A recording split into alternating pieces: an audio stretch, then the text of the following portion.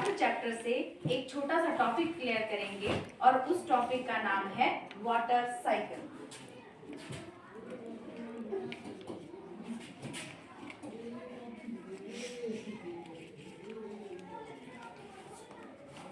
हम कई सदियों से पानी का उपयोग दिन प्रतिदिन की डे टू लाइफ में यूज करते हैं, लेकिन आपने कभी सोचा कि जो पानी है वो खत्म क्यों नहीं होता? पानी का चक्र क्या है? हम कंटिन्यूसली इसका उपयोग करते जा रहे हैं, लेकिन वो फिर भी खत्म नहीं हो रहा है। रिवर में, तालाब में, झरनों में, महासागरों में पानी के बहुत सारे स्रोत हैं, तो इसके बारे में थोड़ा सा डिस्कस करेंगे। तो आपको पता है कि जो हमारे अर्थ है उसमें महासागर हैं, बहुत सारे ओशियंस हैं, साथ में पॉन्ड्स हैं, लेक्स हैं, रिवर्स हैं। पानी जो है वो विभिन्न स्रोत में अलग अलग, आपको पता है ग्राउंड वाटर में पानी है, तो ये पानी जो है वो कैसे अपने आप को पूरा करता है या किस तरह से ये पूरा चक्कर जो है दोबारा हम इसकी इतना उपयोग करने के बाद भी हमने देखा कि हमें पानी की कभी कमी नहीं होती है। तो जो हमारे पास एक सोर्स होता है हीट का, जिसके बारे में हम 2-3 क्लासेस में पढ़ चुके हैं, वो सन है। अब आपको पता है कि जो सन है वो हमारी पृथ्वी को हीट करता है। जब हमारी पृथ्वी को हीट मिलती है तो पानी के जो भी स्रोत हैं वहां से जो पानी है वो एक प्रोसेस के द्वारा जो है हमारे एटमॉस्फेयर में चला जाता है और उस प्रोसेस को बोलते हैं इवेपोरेशन।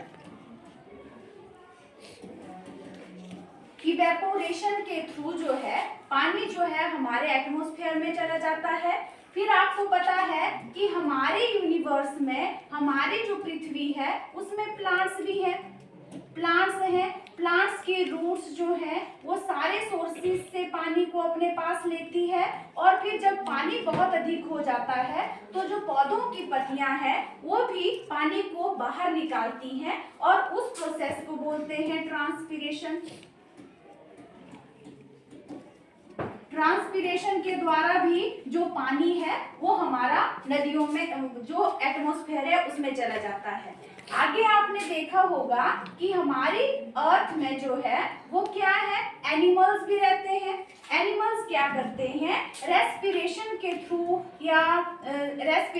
थ्रू जो है वो उसमें वाटर वेपर जो है वो किस में भेज देते हैं, एटमॉस्फेयर में चले जाते हैं। तो 3 विभिन्न तरीकों से जो पानी है वो हमारे एटमॉस्फेयर में चला जाता है। एक हो गया इवेपोरेशन, दूसरा हो गया ट्रांसपिरेशन और तीसरा हो गया रेस्पिरेशन, जो एनिमल्स मैक्सिमम करते हैं।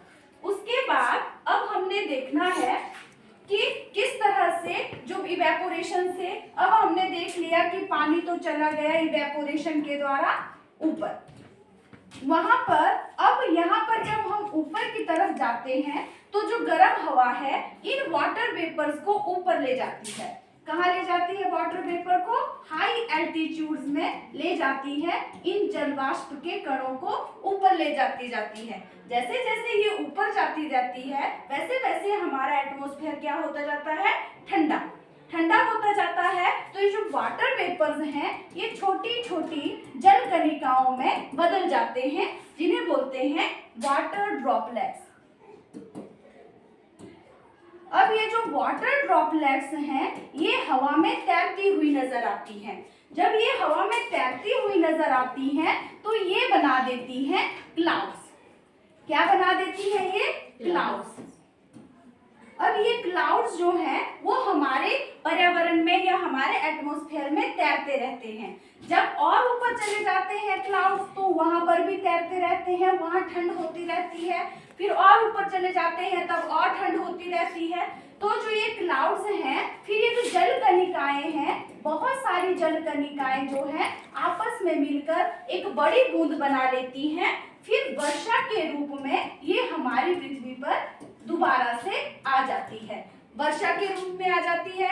कई बार आपने देखा कि जब क्लाउड्स और अधिक ऊंचाई में हैं तो वो स्नो के रूप में, बर्फ के रूप में जो है हमारी पृथ्वी पर हमारे जो पहाड़ हैं वहां पर जो है बर्फ से ढक जाते हैं, क्योंकि वहां का टेम्परेचर कम होता है और वहां पर उसको जो है वो वर्षा बर्फ के रूप में वहां पर एकत्र होते जाते हैं। फिर जो हमारी वर्षा के द्वारा पानी आया वो दोबारा से नदियों में होता हुआ ग्राउंड वाटर में जाता हुआ दोबारा से वो पानी जो है वो महासागरों में चला जाता है और इस चक्र को पूरा करता है। तो पानी जो है इवेपोरेशन से ऊपर गया, ट्रांसपिरेशन से ऊपर गया और क्लाउड्स बने। क्लाउड्स में जो यहाँ पर क्या हुई, कूलिंग, यहाँ पर कूलिंग हुई। जो क्लाउड्स हैं उसमें जब हम वाटर वेपर जो है वो दोबारा से वाटर में कन्वर्ट हो जाते हैं तो उस प्रोसेस को बोलते हैं कंडेंसेशन।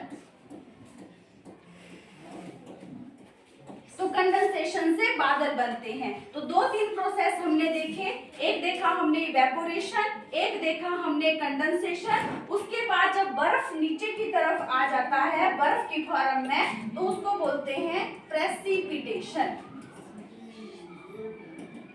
तो इन प्रक्रियाओं से दोबारा से पानी जो है हमारी अर्थ पर आ जाता है, मतलब जो पानी है जहां से गया दोबारा वहां पर वापस आ जाता है। तो इस पूरे प्रोसेस को बोलते हैं वाटर साइकिल। क्या बोलते हैं इस पूरे प्रोसेस को? Water cycle. और इसको हम जल चक्र के नाम से भी जानते हैं। आई होप आपने जल चक्र के बारे में कुछ इंपॉर्टेंट डिस्कशन जो हमने यहाँ पर की आपको समझ आई होगी। Thank you.